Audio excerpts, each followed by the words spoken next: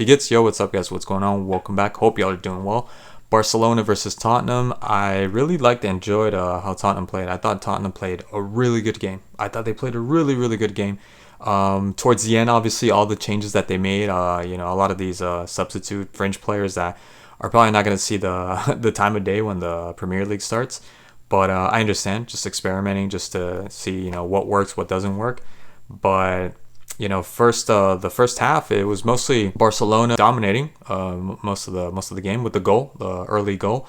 Really good pass by Rafinha, and really good finish by Lewandowski, taking his time and just crossing the ball from a very narrow angle. So really good shot from Lewandowski.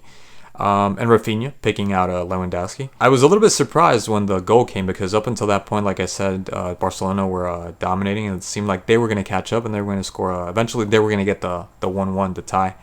And so it was a little bit surprising to see them because they started playing, they started involving themselves a little bit more in the game, Tottenham.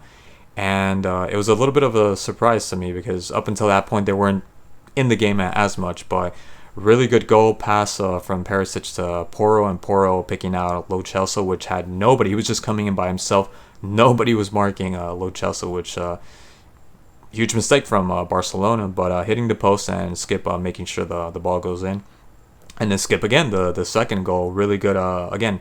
Perisic, I thought Perisic had a good game. I haven't seen him though, like when I was watching some of the matches that Tottenham were playing last season, I didn't really see him at his best, let's say, from Perisic. But really good center to find Skip coming in and beating De Jong. And Barcelona, like I said, I thought they were doing well enough, but they just couldn't find the goal. And I'm going to say that most of that came because of Rafinha. Rafinha has nothing to offer Barcelona in terms of attacking. Nothing. There's no threat with Rafinha. Besides the really good pass to Lewandowski. That's it. There was one play with, I don't know who gave him the ball, but he was I think it was Balde, all by himself.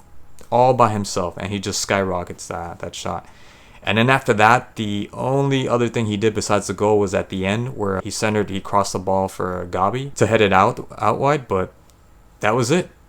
He's just so weak on the ball, always complaining and whining because he got fouled, because he got pushed off the ball. If you're going to have a player like that, and I can't believe that Xavi is actually considering him as a player, as a starter, why don't you experiment? Bring someone from the MLS, bring someone, Joao Felix. Man, I understood when I heard that Xavi didn't want him because he didn't think he was part of his plan.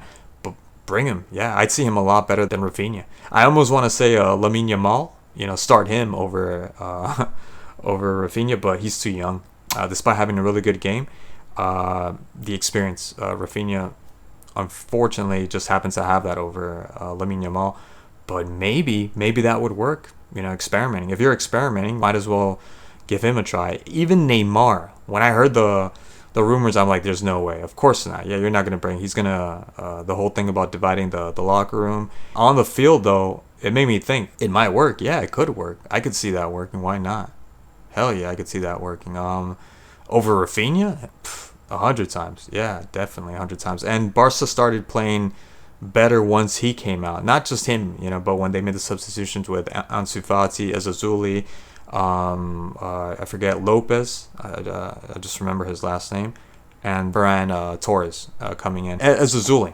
There you go, right there. Ezazuli. I think they should replace him with Ezazuli. I think he should be starting and not Rafinha. 100 times over. I mean, he's proven up until this point. When you see someone like Lamine Yamal again, it's an exhibition, and he was doing that against Reguilon. I think if Sanchez was marking Lamine Yamal, I don't think he would have gotten away with what he was able to get away with Reguilon. Ezazuli over Rafinha any time of the day. I think Ezazuli should be starting instead of Rafinha. Rafinha's just not...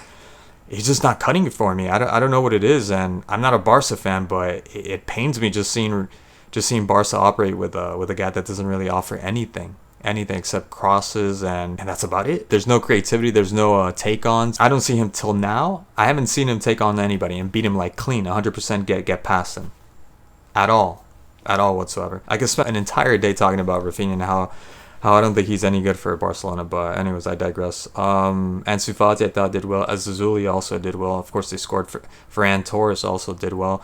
These are just, I get it, they're just friendlies, but I thought they did well. Lamine Yamal also did well. Gundogan, he seemed like he's still nursing that injury. Pedri as well. Gabby, that's another one that I don't get. I don't think he played bad or anything like that, but I'm not a big fan of Gabby. I think that Barca could do also better, but definitely a lot better than Rafinha. I'll tell you that. Definitely a lot better. So overall, really interesting match. I did not expect the 4-2. They scored 3 goals in 10 minutes. So that's saying something about Barcelona. And Tottenham, I thought they played pretty well. Considering that there's no Kane, there's no Son. I thought Tottenham had a really good game. I thought they had a really good game.